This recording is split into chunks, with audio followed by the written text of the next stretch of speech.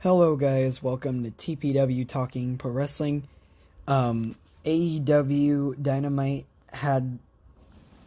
we got the results for AEW Dynamite. We will be doing Impact Wrestling predictions and AEW Rampage predictions, unless this video episode gets too much for the for the results of Dynamite. We'll see how it goes though. We have the semifinals for the Trios Tournament the Trios title tournament. Jake Hager and Bryan Danielson took on each other.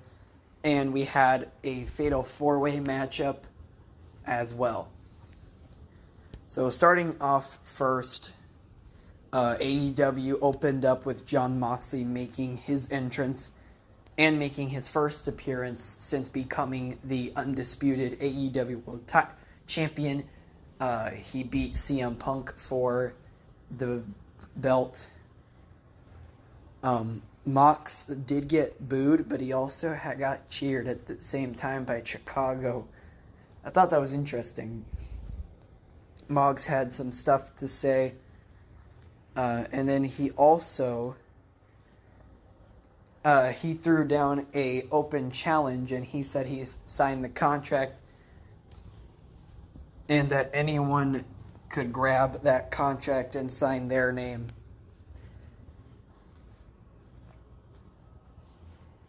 As the announcers were running down, as the commentators, were running down the show, Ace Steel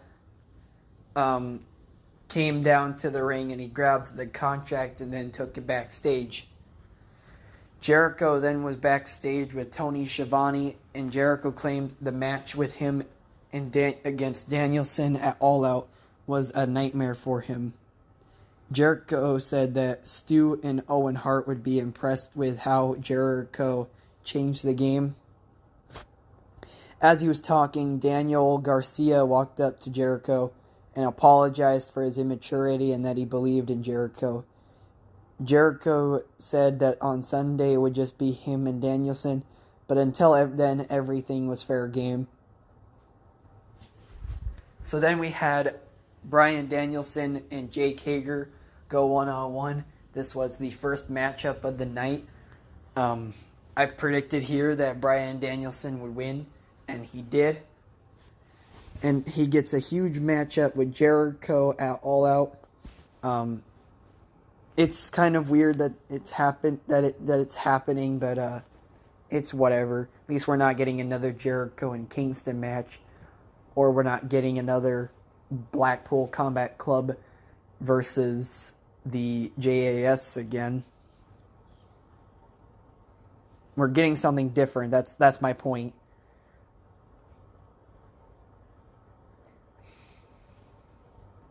And it was interesting to see, as I believe Garcia is going to be making his face turn on Sunday. I truly believe he'll turn on Jericho on Sunday, but we'll see what happens.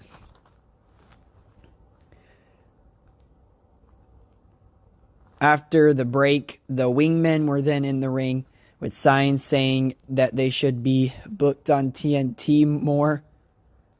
And they also were starting to protest, and they said from now on this is the Wingman week. Then W. Morrissey came out and took out the Wingmen. And I believe W. Morrissey is signed to a contract for AEW. I believe Morrissey is All Elite, but I could be wrong on that. But I truly hope that he gets a good run, especially since when he joined Impact Wrestling, his craft improved a lot, and I think he did well for Impact. I think he'll do well on AEW. I think this is a great signing from Tony Khan. Tony Khan does sign a lot of a lot of people, and he already has a whole lot of people, but he's not gonna listen, and he's gonna keep signing people. He does not care. He's gonna keep signing people. I know people come and go, and I know that's how business works, but there's just too much people. And it's a good thing, but it's also a bad thing at the same time. Stokely Hathaway then came down to the ring, and he gave Morrissey his business card after Morrissey took out the wingmen. Tony Schiavone tried to get an explanation from Stokely, but he refused to answer and threatened Tony Schiavone. W. Morrissey, he came out to attack the wingmen and then left with Stokely Hathaway. And it is still unknown what exactly is going on with Stokely, but we'll see what happens. Don Callis then greeted Will Ospreay in the locker room, said he was no longer the same guy he was when he lost to a tag team matchup in New Japan Pro Wrestling, which Ospreay did not take well. Tony Storm and Hikaru Shida, they went in tag team action against Britt Baker and Jamie Hayter. I predicted here Jamie Hayter and Britt Baker would win, and that did not happen. However, I also said that Jamie Hayter was going to turn, but it did not happen. But hopefully she turns eventually, though. I do think it'll happen. But this was a good matchup, considering the fact that the women's division is lacking. Like, booking-wise, it doesn't make sense at all. The women's division has been booked very poorly ever since the start. And I think a big part of that is that there's only like one match every Dynamite and Rampage, and that most of the women are only getting matchups on like Dark and Dark Elevation, and even then it's not a whole lot of matchups. So it kind of sucks how bad the women's division is being booked. But that's not the women's fault. Not really. It's more Tony's fault. He's not signing women.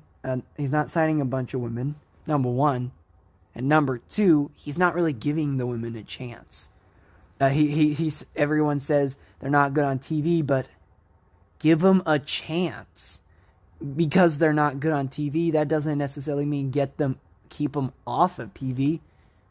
That's the whole point of being a part of a wrestling business. You experiment. If it doesn't end up working, then you keep them off of TV for a little bit, but then try again. See if it works out. I will say this, I've said this before and I will say this again. The women's division needs to be booked better. We need to have a all-women's show, or we need to start seeing more women's matchups being involved. We need to see more storylines being involved for the women. Because the only main storyline right now is the baddies and Britt Baker. Those are the only main storylines right now. Even Nyla Rhodes isn't really getting anything. And she hasn't for like 3 months now. Maybe even longer. It needs to change. And I know I'm not the only one who thinks this. And Tony Khan isn't doing anything about it. A lot of people are trying to say, we're trying to help you, Tony. And you're not listening to us. So either you book the women's division better, or we're just going to eventually stop caring. And then you're going to wonder why. But anyway, a recap video then of Kip Sabian returning happened.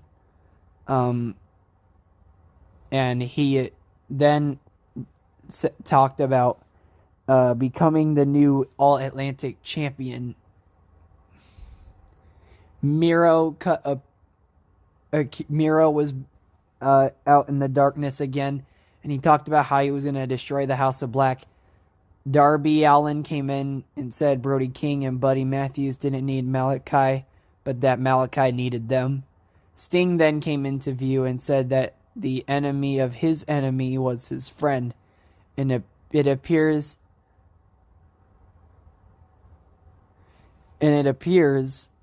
that this is going to be a showdown. Well, as you guys probably know already, it did become that.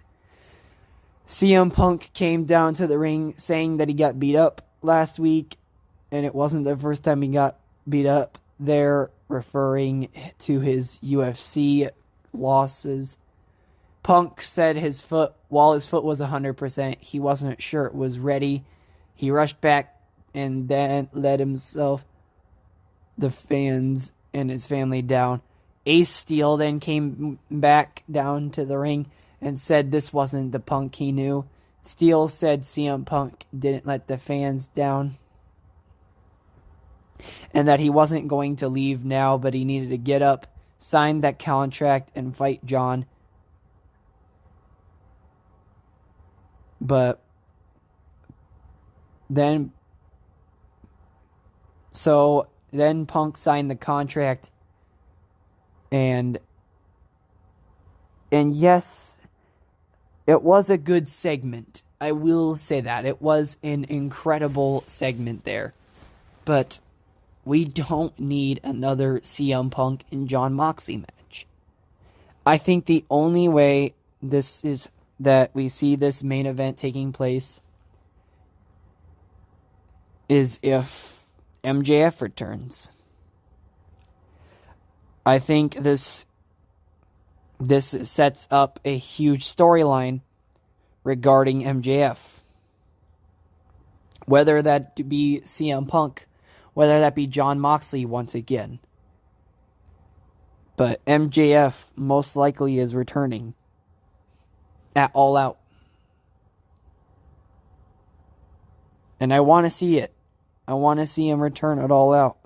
I really do. But we'll see what happens. Jungle Boy and Christian Cage, they sat down with Jim Ross. Jungle Boy said that he loved Christian. But that he wasn't going to fight Jungle Boy on Saturday, and that he was going to fight Jack Perry.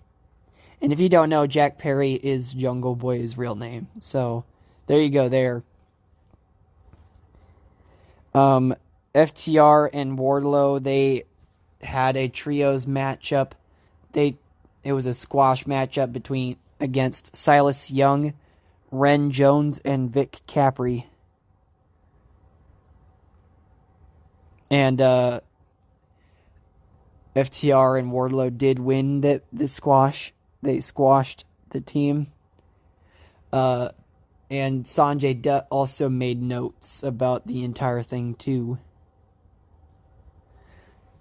Jon Moxley then came down to the ring once again and took the mic once again. Moxley promised to take Punk out in front of his hometown fans, and that CM Punk will need a miracle to beat him on Sunday.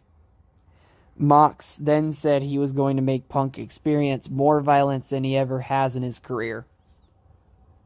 So this is the only matchup I'm actually not excited for. Everything else on the All Out card I'm at least a little bit excited for. And the All Out 0 Hour.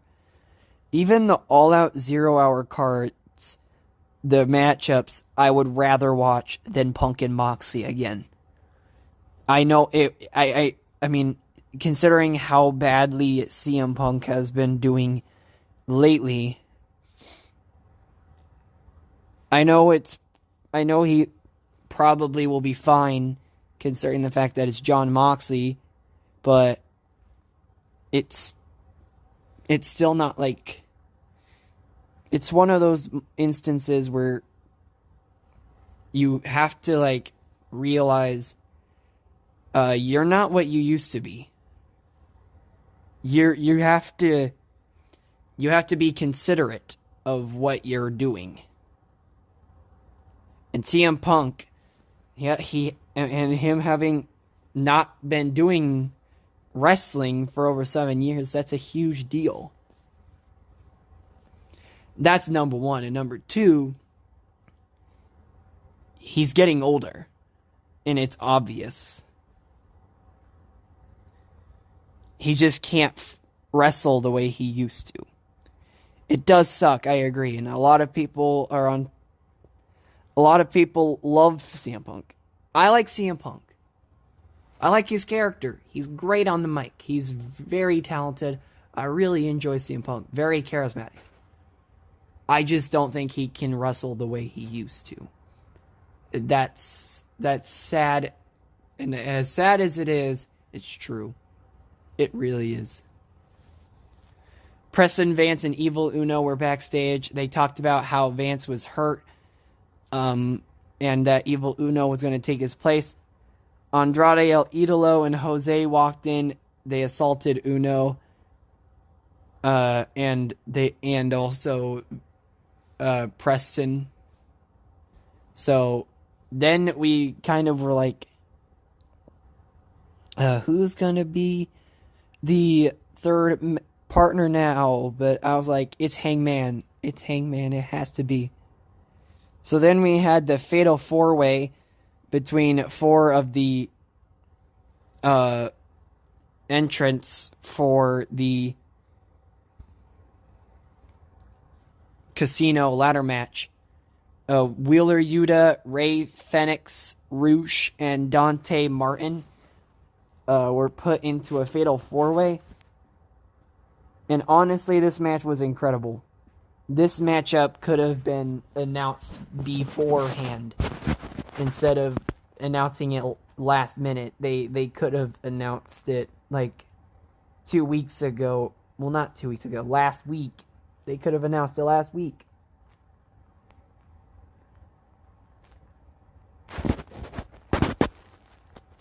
It was a great matchup. I really enjoyed it. Wheeler Yuta defeated Fenix, Roosh, and Dante Martin. So, it's interesting to see who, in fact, will win the Casino ladder match, considering the fact that there will be a Joker as well. Tony Schiavone was with John Silver and Alex Reynolds, and they said that they were going to do what they could short a man. Then Hangman Page walked in, and he offered to be their partner. He wanted to make sure the Dark Order got the success they deserved for being his friend. So then a bunch of matchups were announced for All Out and Rampage, as even a couple matchups of Rampage 2. And then the main event, we got the United Empire versus the Elite. And I predicted here the Elite would beat the United Empire, and they sure did, but it was a great main event.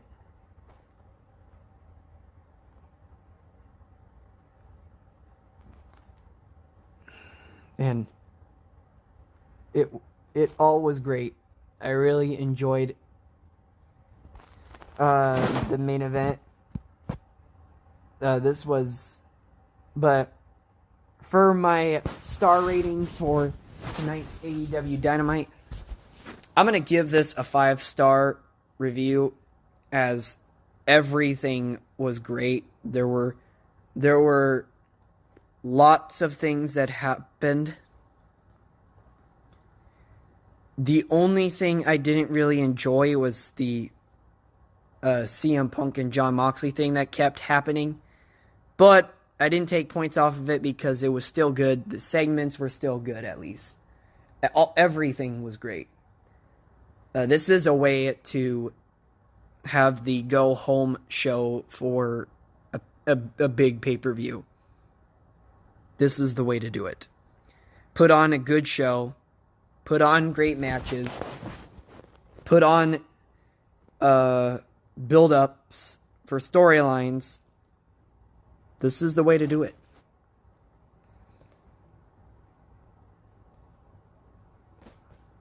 It was... I'll even go to say with the main event that could be a match of the year candidate. That's how good the main event, I believe, was.